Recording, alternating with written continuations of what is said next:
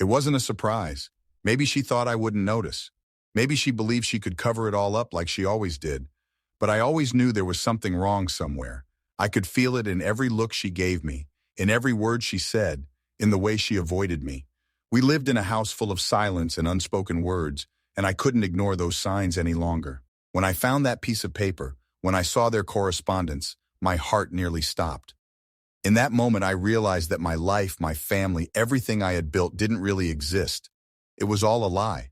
And now I was faced with a choice: ignore it all and move on with my life as if nothing had happened, or destroy her plans, destroy this perfect world where she thought everything would be easy. I knew I couldn't leave it like that.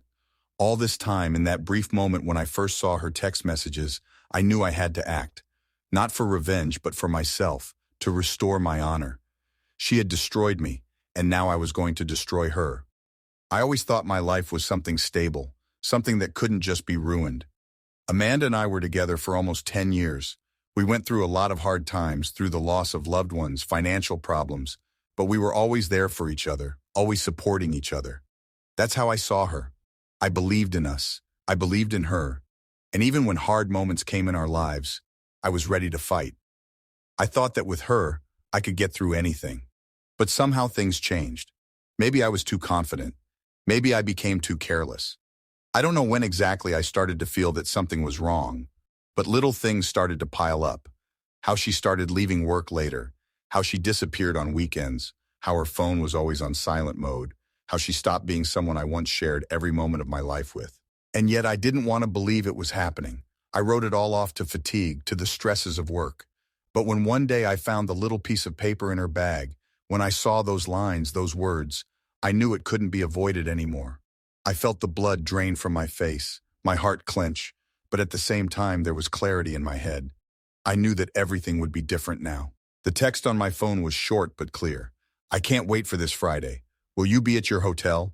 Those were the words I couldn't forget. She was going to meet him, this man. I didn't know who he was, but it didn't matter. It was her treason, her betrayal. She thought I didn't notice anything. She thought she could spend the weekend with him as if nothing had happened. I clenched my fists. That same night, I started making a plan to ruin her weekend, to derail her perfect plans. I didn't know exactly what was in store for me, but I knew I couldn't let this continue. She had to realize what I'd seen, what I knew, and I was going to get revenge for everything she'd done to me. The next morning when she left for work, I sprang into action. I got her cell phone. I was a little hesitant at first, but then I opened her messages. They were still the same, those short, tense phrases. She was communicating with him, planning how and where to meet. She was so sure her plans would go unnoticed. It was so humbling, and yet at the same time I was filled with a sense of power. I knew I could break it all down. I contacted the hotel where she was planning to spend the night with him. I told them I wanted to book a room in her name for the date she had indicated in her correspondence. The operators didn't ask any unnecessary questions, and I realized that everything was working out perfectly. That was the first step. While she was at work, I took care of the rest of the arrangements. I knew she was going to leave tonight. I figured she was looking forward to this weekend with such trepidation that she didn't even realize I would be there. I was ready to meet her at this point, but on my terms. I wasn't going to do it quietly or secretly. She had to see that I knew everything. In the evening, I went to the hotel. Everything was ready. I picked the moment she walked up to the front desk to get her room key. I was on the other side of the hallway, in a dark corner, watching her. In her eyes, I could see the anticipation, the joy, the slight nervousness. She didn't know her world was about to fall apart. But when she walked into the room and saw me, I realized her plan was already ruined. I didn't say a word, just stared at her. Her face was pale, and panic was in her eyes. How? She started, but I interrupted her. I always knew, I said quietly. I always knew something was wrong. Now you realize who you're dealing with. Her shoulders slumped. She could no longer deny what she had done. I stood in front of her, and in that moment I realized that I was no longer the type of person who would forgive. Revenge wasn't the goal, but I was ready to destroy her world, and I knew it was necessary. I stood in front of her, feeling the tension in the room rise. Silence hung between us, as if distorting the space. She tried to speak, but the words wouldn't come out. I saw her hands begin to twitch nervously, and her gaze avoided direct contact with me. In that moment, I felt a strange calmness. It wasn't because I wanted revenge, but because I finally realized I hadn't lost myself. I had become stronger.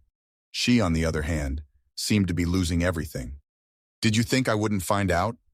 I said the words almost in a whisper, but there was so much power in them that they sounded like thunder. Did you think I wouldn't notice? That I'd just sit there and not say anything? She couldn't answer. She just stood there with her head down. I saw her lips trembling slightly and her eyes full of fear and shame. In that moment, it was clear to me that her feelings no longer mattered. I wasn't the kind of person who would continue to tolerate lies. The time for forgiveness was over. You didn't think I could find out? Or did you just think you could go on with your life and I would just sit here and not notice anything? I stepped forward again, but not so that I was getting too close. I didn't want to appear weak. I wanted her to feel that I was in control now. She tried to say something, but I interrupted her. No, you don't need excuses. I know what you did. You decided that I wasn't worthy of you being with me, that you could betray me with him. But you were wrong. It was hard for me. I couldn't believe it was happening. We'd been together for so many years, been through all the hardships of life, and this is what I found out. She cheated on me with someone else, someone I didn't even know. I felt my world crumbling, but at the same time, I knew that now I wasn't just going to lose her. I was regaining my power. I took a step back and pulled out my phone. I didn't know what she was thinking as she looked at me, but I knew this would be her lesson. I wasn't going to act aggressively, but I was determined to show her that she would no longer be a lord in this world.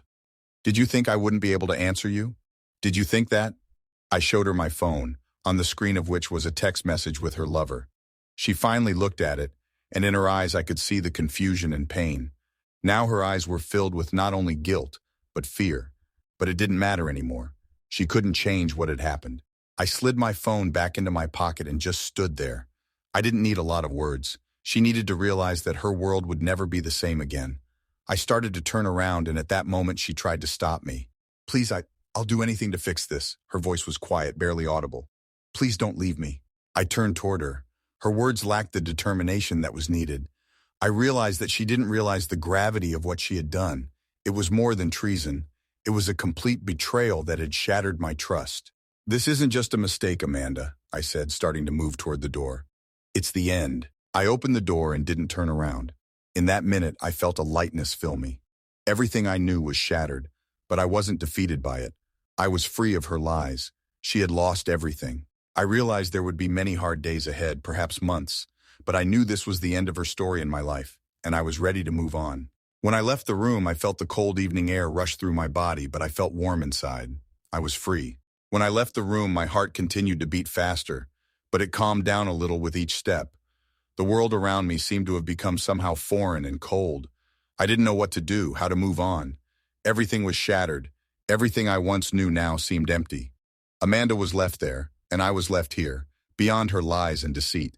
In that moment, I needed space.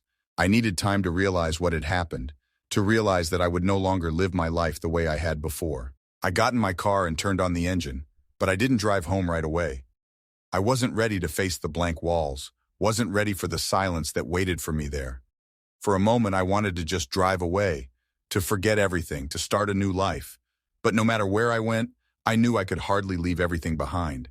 She was part of my life, part of me, and her betrayal was like a wound that couldn't just be closed. I drove to a familiar bar that was a little out of town.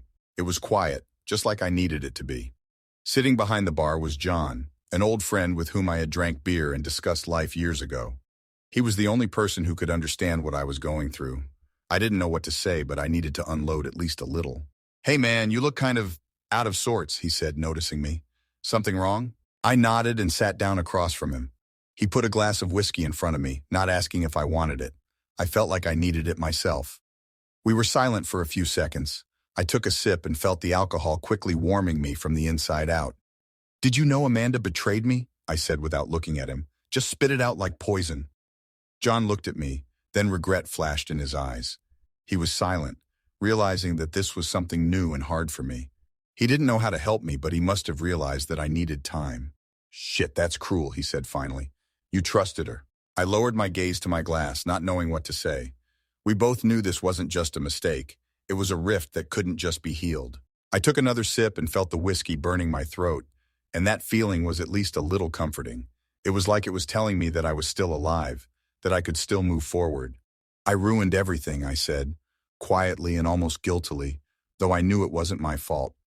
I ruined everything that was. Now I don't know what to do. She didn't even try to understand how I felt. She didn't try to explain why she did it. John shook his head but didn't continue. He knew that words meant nothing at times like this. All I could do was get over it and work through the pain. You're right, he said after a while.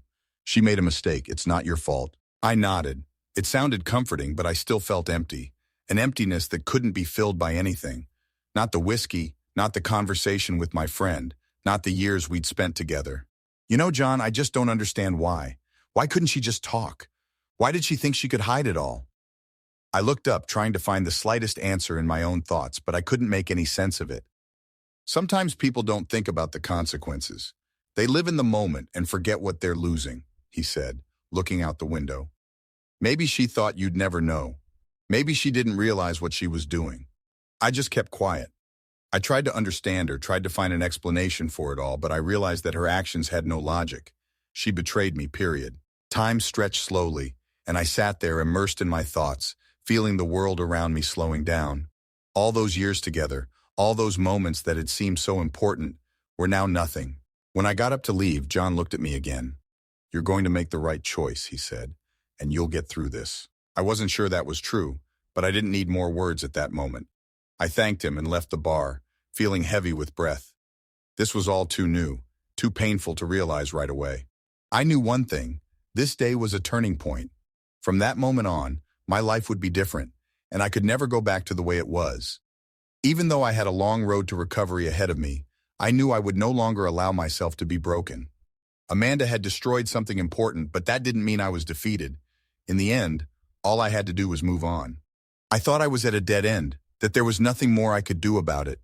But when I opened the door to the apartment where Amanda and I had lived all those years ago, I realized that everything had changed. It wasn't the apartment I remembered. It looked as if time had stopped, but it was actually moving, inexorably, like a river taking me further and further away from everything I knew. She sat in our shared chair with her head down, her arms crossed in her lap.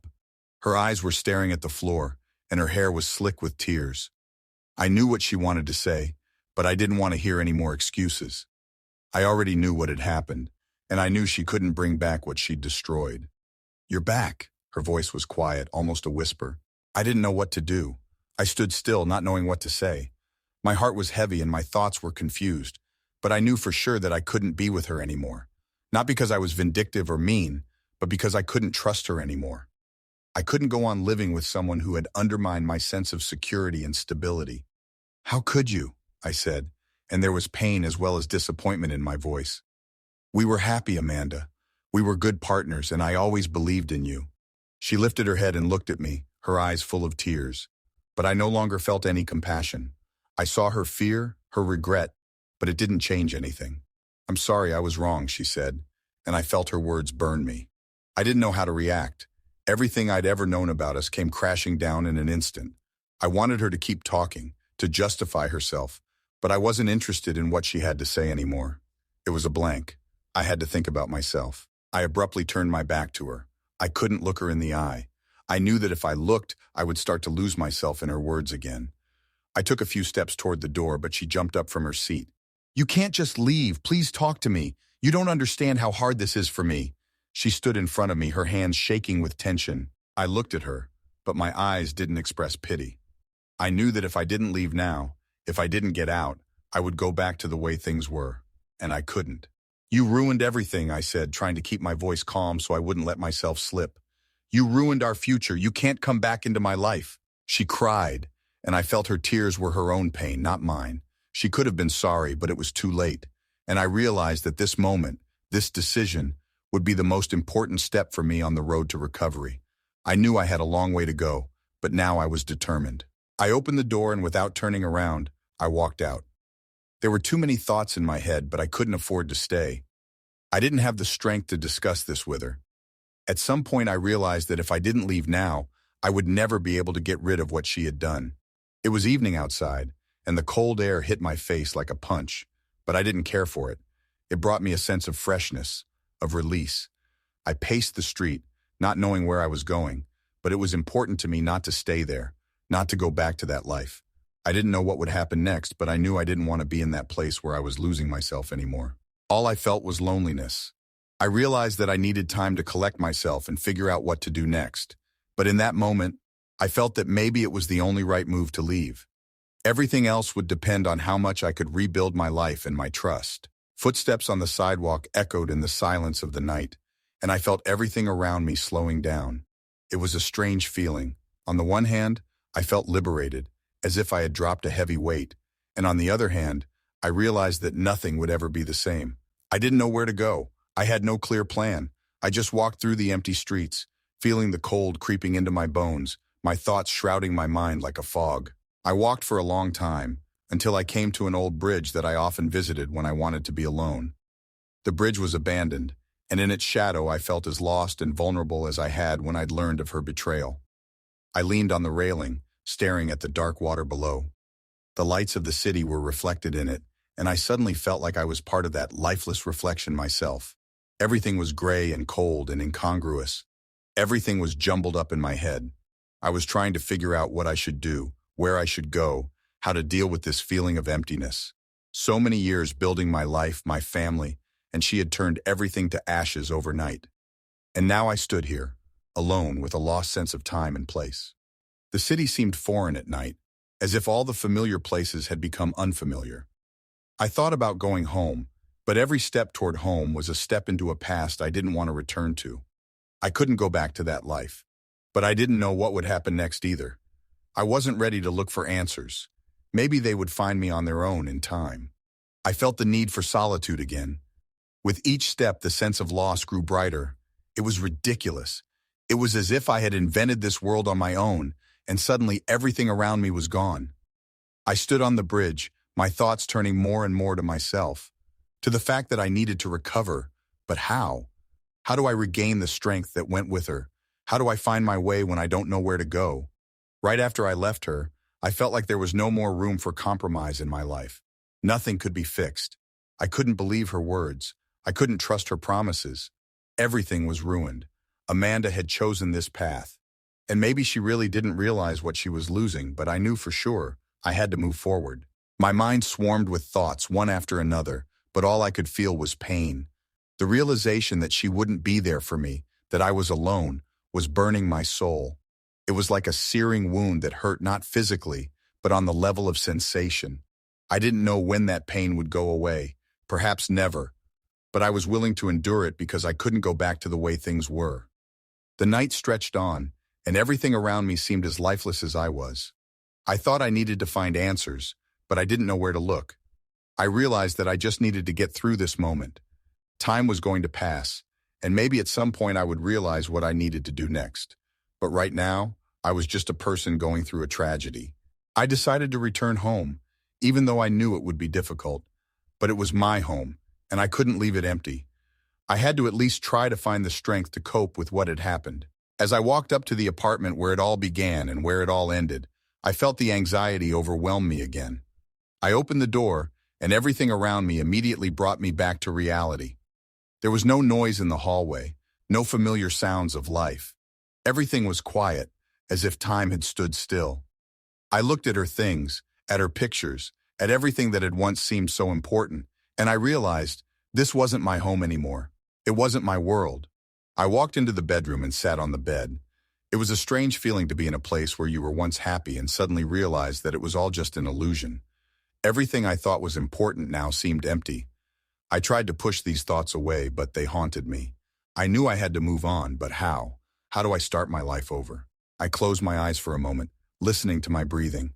I tried to calm down, but this inner chaos wouldn't subside.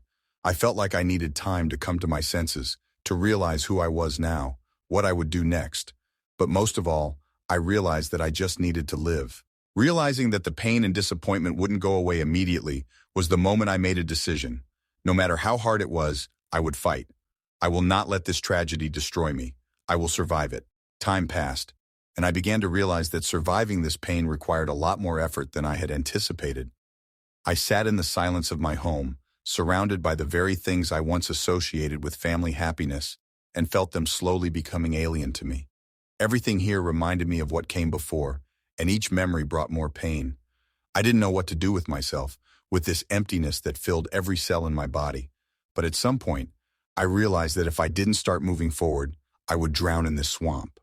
Every night I fell asleep feeling how hard it was just to be here. But in the morning, when I woke up, I would try to muster the strength to at least do something. Step by step, I started to come back to reality, meeting each new day with doubts, but with a willingness to move on, despite everything. It was difficult, painful, but I knew that time was my ally. It would put everything in its place. Maybe I would even be able to understand what had happened, or at least come to terms with what had happened. I started spending more time with my friends. It didn't seem like it should have helped, but it was their support, their mere presence in my life that was a small comfort to me. We didn't talk about my personal life, and that was probably for the best. It was that moment when I didn't want to share my feelings, didn't want anyone else to see my weakness. I was willing to endure it alone.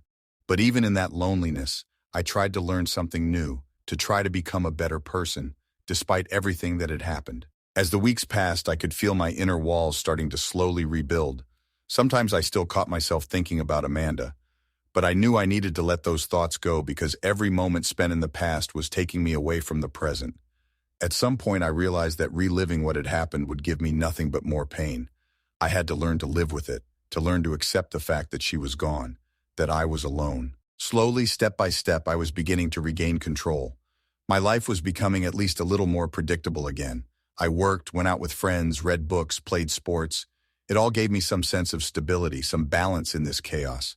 And although I wasn't ready to let go of the past completely, I knew that eventually I would be able to do so. I was no longer the person I used to be, but I realized that this wasn't the end. It was simply the beginning of a new chapter, one in which I would find my place in the world, learn to forgive, and maybe one day love again. I knew I wasn't alone in this world. I had friends, a job, interests. But at some point, I realized that in order to truly be free of pain and resentment, I needed to find answers within myself, not in the outside world. I could no longer afford to be a prisoner of the past. It had been a few months now.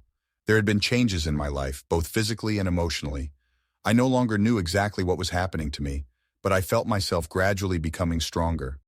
Each day I experienced brought me closer to a new state where I could be happy again, although I still didn't know what that would look like. The feeling of emptiness was slowly fading into the background, although the scars from the experience still remained. I thought a lot about what had happened to my family, to my life. I thought about how it had all affected me and what I needed to do to feel like I belonged again. Amanda was still a part of my past, but I tried not to think about her. I knew that all those thoughts and memories were only slowing me down, stopping me from moving forward. Sometimes I turned to people who were close to me. I began to meet more and more often with those who were dear to me, to communicate with them, to open up. In conversations with my friends, I gradually began to notice that all my experiences were becoming clearer, that I could look at the situation from the outside. They didn't know all the details of what had happened, but their support was of great value to me. It reminded me that I was not alone, that I could find strength in the people who mattered to me. One day, a few months later, I met a girl named Claire. She was a new coworker at work, and although I was far from thinking about a new relationship at that point, something about her open, kind gaze made me feel like maybe I was ready to try again. I didn't know what would come of it, but I realized that if I didn't open myself up to new possibilities, I would remain trapped in my past. Claire was caring and sincere, and her support was a real light at the end of the tunnel for me. We started spending more time together, and each day I felt more and more like I could trust again. Perhaps this was the beginning of something new, but at the same time I felt like I wasn't ready to dive back into a serious relationship. I needed more time to recover, and I couldn't allow myself to be vulnerable again. But Claire was patient.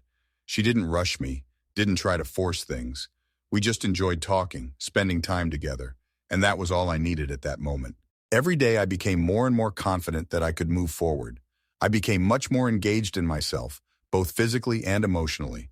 I started traveling, finding new hobbies, something that took my mind off old memories and gave me the strength to live in the present. I learned not to be afraid of what would happen next, because however it may sound, I realized life goes on, and I create my own reality. But despite everything, I knew that Amanda had left a mark on my life. It was part of me, part of my journey, but now I could look back on it with peace and move on, without regrets or resentment. I had learned to let go. And although the pain was not completely gone, I felt more and more that I was able to build my future again, to open new horizons. The third phase of my life was dedicated to myself. I learned to be strong, not because someone else demanded it, but because I realized that I could decide what my life would be like. Everything that happened before was just a preparation for me to become who I am now. I began to realize that my actions and decisions affect my future, and I no longer want to be a slave to past mistakes. I will live, I will move forward, and I will create my life in spite of everything that happened before.